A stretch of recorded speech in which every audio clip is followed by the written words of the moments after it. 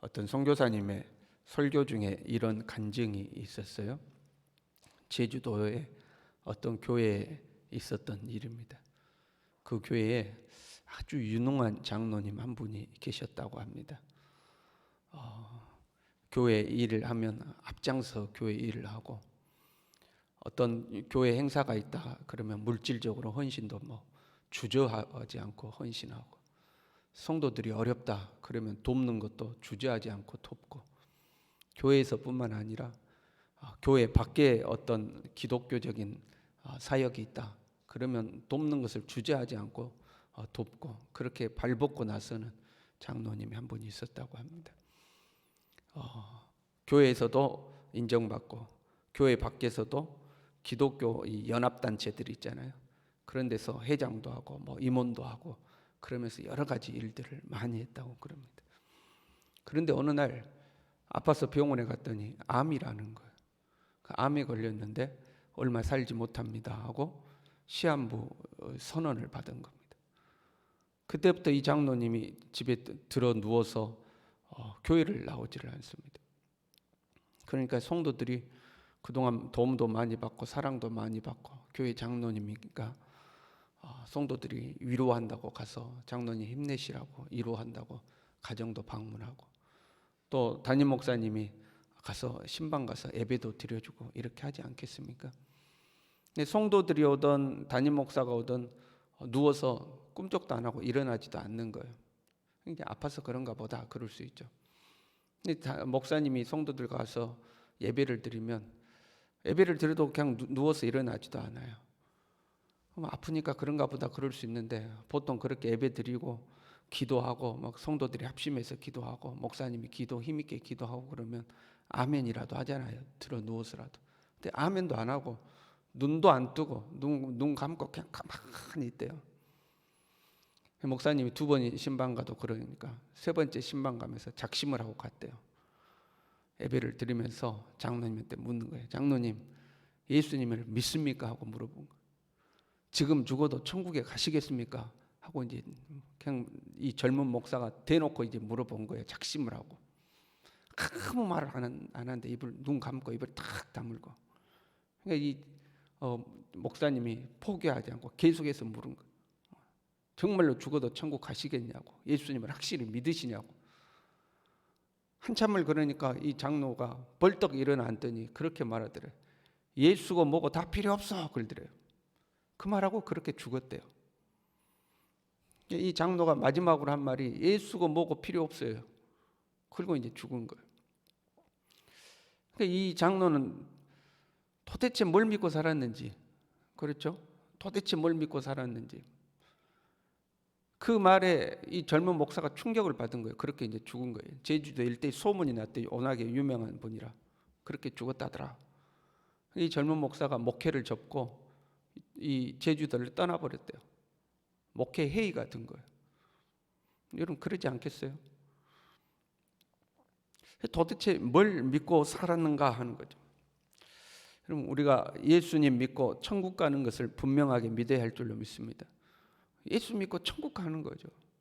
근데 요즘 시대가 변해가지고요, 예수 믿고 천국 가세요 그러면 천박한 복음이라고 그럽니다.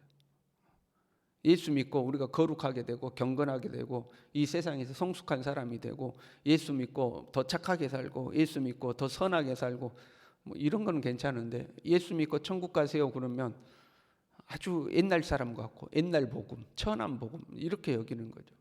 근데 예수 믿고 여러분 천국 가는 것이 중요한 거 아니겠습니까? 예수 믿고 천국 가야 되죠. 죽음이 찾아오면 감사할 수 있겠는가? 내가 오늘 죽는다면 감사할 수 있겠는가? 사람이기 때문에 아쉬움은 남을 수 있죠.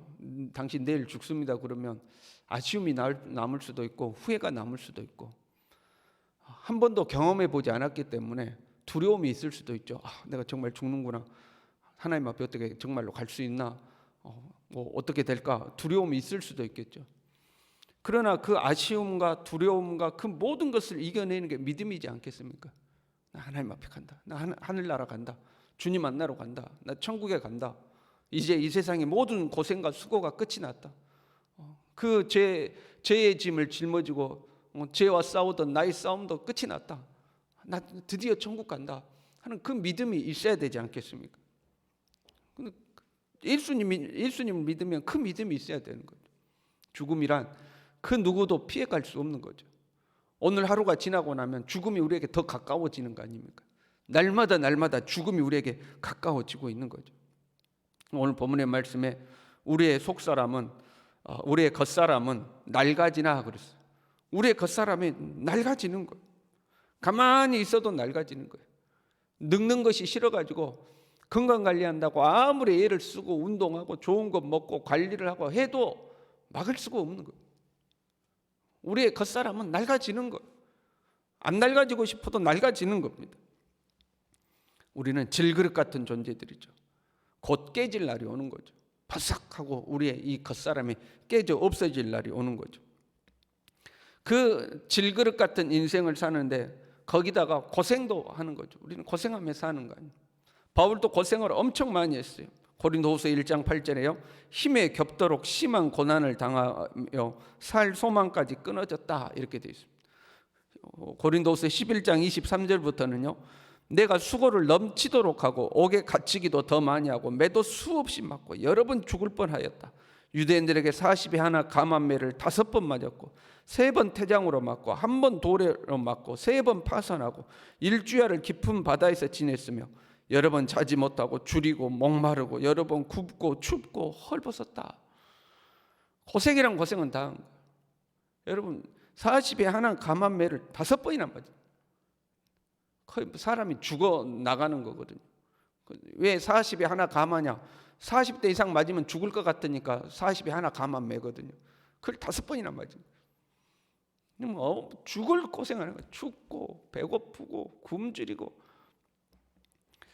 여러분 그렇게 고생하면요 나이가 들면 병에 시달립니다. 그랬잖아요. 젊었을 때 고생하면 우리가 골병 든다 그러죠. 젊었을 때 고생을 많이 하면 그 나이가 들면 다 몸에서 나옵니다. 바울도요 나중에요 그 고생을 많이 했어요. 추워가지고 벌벌 떨면서 디모데에게 야 나 겨울옷 좀 가지고 오라. 이 몸이 안 좋은 거죠. 고생을 그렇게 많이 했으니까. 그렇게 살았어요. 그런데도 이렇게 고백해요. 17절에 우리가 잠시 받은 환난에 경한 것.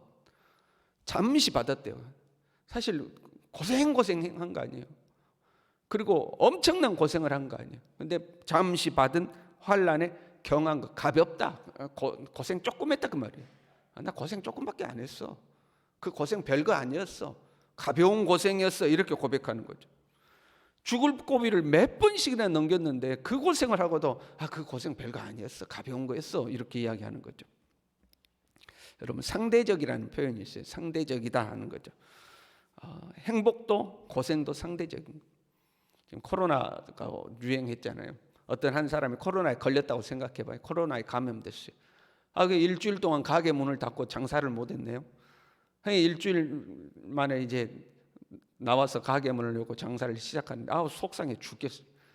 지금 뭐 보상을 해주는 것도 아니고 자기만 손해 보는 것 같고 그래서 일주일 동안 장사 못한 손해가 얼마냐고 속이 상해 죽겠는데 가만 보니까 자기 앞집 가게도 문을 닫고 코로나를 걸려서 장사를 못했는데 그 사람은 장사만 못한 것이 아니라 후유증이 심해가지고 일주일이 지났는데도 못 나오고 후유증에 사지가 마비돼가지고 일어나지도 못한다고 그래요. 그러면 그때 무슨 마음이 들어요? 아이고 나는 감사하다. 아이고 나는 감사하다. 그래도 저렇게 후유증 안 걸리고 가게 문만 닫아서 감사하다. 감사가 나오는 거죠. 그게 이제 상대적인 거거든요. 나 혼자만 생각할 때는 일주일이나 장사 못했어. 그래서 짜증이 나고 속상하고 그랬다가 일주일이 뭐야? 후유증 걸려서 아직도 못 일어난대 그러면 감사하다 나는 일주일 만에 끝났어. 감사하다. 한번 걸렸으니까 이제 안 걸리겠지. 열심히 살아야지. 감사한 마음이 생기는 거죠. 그걸 이제 상대적이라고 그러는 거죠. 우리가 잠시 받는 환난에 경한 것이 지극히 크고 영원한 영광에 중한 것을 우리에게 이루게 합니다. 앞으로 받을 영광에 비하면 우리가 받은 고난은 아무것도 아니다 이 말이에요.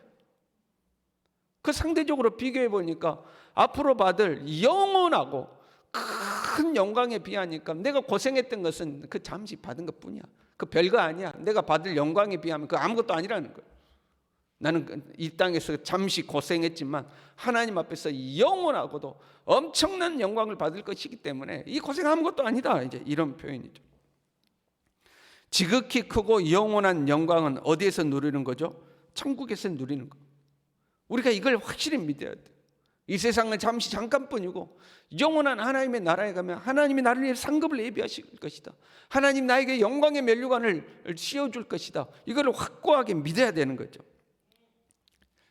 예수님을 믿는 것은 도덕적으로 윤리적으로 성장하고 이 땅에 살면서 마음의 안정을 얻고 삶이 좀 더 윤택해지고 삶이 그런 대로 볼만한 그러한 삶을 남들이 볼 때 존경할 만하고 인정할 만한 그러한 삶을 사는 거, 여러분 그것도 있어요. 그러나 그러한 것들은 예수님을 믿는 부산물이죠. 예수님을 믿는 핵심은 예수 그리스도를 통해서 나의 죄사함을 받고 지옥 갈 인생이 영원한 하나님의 나라 가는 거, 이것이 예수님을 믿는 핵심이어야 되는 거죠. 이게 핵심이죠. 18절에요. 우리가 주목하는 것은 보이는 것이 아니요 보이지 않는 것이니 보이는 것은 잠깐이요 보이지 않는 것은 영원함이라. 보이는 것은 물질적인 것이요 보이지 않는 것은 추상적인 어떤 가치, 그러니까 사랑과 헌신과 희생과 이런 가치, 그런 걸 말하는 게 아니에요. 근데 천국을 이야기하면 천박하다 이러니까 보이는 것은 물질적 가치요 보이지 않는 것은 추상적 가치다. 우리는 추상적 가치, 사랑과 희생과 헌신을 추구하며 사는 사람들이다. 그런 말씀이 아니에요.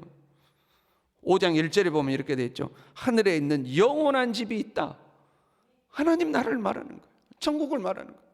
우리가 이 땅의 것은 보고 사는 것이 아니요 지금 우리의 눈에는 보이지 않는 것 같지만 영원한 하나님의 나라, 주님 계신 천국을 바라보고 우리는 산다, 이런 말씀인 거죠. 어떻게 그 극한 고난도 가벼운 것으로 여길 수 있는가? 천국을 소망했기 때문이죠. 우리는 이 믿음이 분명해야 됩니다. 천국 소망이 없어지면요 땅에 얽매이기 시작합니다. 땅의 것에 얽매여 살기 시작하는 거예요. 하나님 나라에 대한 소망이 없어지니까 땅의 것에 대한 욕심이 커지는 거예요. 땅의 것에 대한 욕심이 커지니까 주를 위해서 살지를 않습니다. 천국 소망이 없어지면 주님을 위해 살질 않아요. 예수님을 믿는데 주일날 예배 한번 드리는 게 전부죠. 주일날 예배 한번 드리는 게 전부예요. 날마다 집에서 성경 읽습니다. 그 성경 왜 읽어요? 마음의 평안을 얻으려고 읽는 거예요. 자기 자신을 위해서 읽는 거죠. 주님의 말씀대로 살아야겠다. 주를 위해서 헌신해야겠다. 주님의 나라를 위해서 내가 수고하고 봉사해야겠다. 이걸 위한 것이 아니고 내가 살면서 마음 편하게, 마음의 안정을 얻고 좀 편하게 좀 살아봐야겠다. 그것 때문에 교회 나오고 그것 때문에 말씀 읽는 거죠. 봉사하지 않고 헌신하지 않고 주를 위해 희생하지 아니하고 주를 위해 물질 하나도 사용하지 아니하고 어리석은 부자와 같고 한 달란트 맡은 자처럼 그냥 자기 자신만을 위해서 사는 거죠. 예수 믿어 천국 가는 거 모르는 거 아니에요. 죽음이 가까이 오는 거 모르는 거 아니야. 아는데도 그렇게 사는 거죠. 아는데도 그냥 땅의 것이 전부인 것처럼 사는 거예요. 여러분, 내가 들어서 알아요. 그런데 그것이 내 삶에 영향을 주지 않아요. 그러면 그거는 온전한 믿음이 아닙니다. 그렇잖아요. 행함이 없는 믿음은 죽은 믿음이다, 이렇게 돼 있죠. 그건 죽은 믿음입니다. 죽음이 가까이 오고 있고 죽으면 죽음으로 끝나는 것이 아니요 한 번 죽는 것은 사람에게 정하신 것이지만 그 이후에는 심판이 있다는 것을 우리가 분명히 믿는다면, 주님 앞에 갔을 때 상급과 벌이 있다는 것을 분명히 믿는다면 우리는 주를 위해 살아야 되는 거죠. 하나님 나라를 예비하며 살아야 되는 거죠. 그게 온전한 믿음인 거죠. 여러분, 우리의 겉사람은 낡아져요. 가는 세월 누가 막을 수가 없습니다. 여러분들도 많이 늙었어요. 그렇잖아요, 여러분. 많이 늙었어요. 저도 늙어갑니다. 이제 여러분만은 못하지만 많이 늙었어요. 겉사람은 낡아가요. 여러분, 이 썩을 몸을 가지고 주를 위해 살아갈 수 있기를 바랍니다. 그냥 놔둬도 고장나고요, 이 고생해도 고장은 나요. 여러분, 고생 안 하고 어떻게든 내 몸 잘 지켜야지 그래도 결국에 고장 납니다. 여기저기 고장 나게 돼 있어요. 주를 위해 살다가 고장 나면 그건 영광스러운 겁니다. 그런데 애지중지 하다가 고장 나면 그런 수치스러운 겁니다. 이왕에 낡아진 몸이고 이왕에 고장날 몸이라면 주를 위해 살다가 낡아지고 주를 위해 살다가 고장나야 할 줄로 믿습니다. 그렇게 주를 위하여 살다가 이 겉사람이 낡아지고 고장나면 대신 속사람은 날로 새롭도다 그랬어요. 속사람은 새로워지는 거예요. 새롭도다 하는 말은 신선해진다는 거예요. 우리가 공기가 탁해요. 그럼 환기시키면 공기가 싹 신선한 공기가 들어오잖아요. 어떤 기계를 만지다가 기계가 복잡하게 뭐가 꼬였어요. 그럼 우리가 리셋 시킨다고 그러죠. 리셋 시키면 처음 것으로 탁 해서 새로워지잖아요. 그것을 신선하다고 그러는 거예요. 그런데 그냥 처음으로 돌아가는 정도가 아니라 처음보다 더 새로워진다는 거예요. 날마다 더 새로워진다는 거예요. 이 세상에서 경험하지 못한 기쁨이 날마다 새롭고 감사가 날마다 새롭고 하나님의 은혜가 날마다 새로워지는 거예요. 그러니까 고생을 해도 이기고 견뎌내는 겁니다. 이 새로워지는 것이 있으니까. 천국 소망이 사라지면요, 이 은혜가 사라지면요, 이 땅에 살면서 남는 것은 불평과 원망과 짜증뿐입니다. 배고프면 배고파서 원망, 추우면 추워서 불평, 이러면 이렇다고 불평하고 저러면 저런다고 불평해요. 광야 이스라엘 백성들 보십시오. 고생은 모세가 다 했어요. 백성들을 지도하고 이끌어가고 하나님의 인도받는다고 고생은 모세가 다 했어요. 근데 불평은 누가 해요? 그 백성들이 다 합니다. 배고프면 배고프다고 불평하고 물 없으면 물 없다고 불평하고. 하나님의 은혜 속에 있는 사람은 불평하지 않습니다. 불만 없어요. 고생해도 주님 바라보고 날로 새로운 겁니다. 저와 여러분이 그렇게 살 수 있기를 바랍니다. 우리가 그렇게 살아가야 돼요. 요즘 성도들이 헌신을 하지 않아요. 걱정이에요. 여러분 젊은 세대들이요, 막 주를 위해 살까요? 앞으로 뭐 10년 지나고 20년 지났을 때 젊은 세대들이 주를 위하여 헌신하고 재능을 드리고 몸을 드리고 물질을 들여서 막 헌신할까요? 걱정이에요. 다 편하게 신앙생활 하려고 그래요. 문제는요, 우리 지금 기성세대들은 정말 주를 위해 헌신하며 살았거든요. 그런데 세대가 그러니까 그 세대 따라갑니다. 예전에 그렇게 헌신하던 사람들 이제는 헌신 안 하려고 그래. 아유, 이 나이에 내가 뭘 해? 그러고 안 하려고 그래. 옛날에 했으면 됐지. 주를 위해 헌신하지 않으려고 그래. 여러분, 죽을 때까지 주를 위해 살아야 할 줄로 믿습니다. 이 썩어질 몸 아끼지 마시고 죽을 때까지 주를 위해 살아서 크고 영원한 영광의 자리에 참여하는 우리 모두 될 수 있기를 바랍니다. 기도하겠습니다.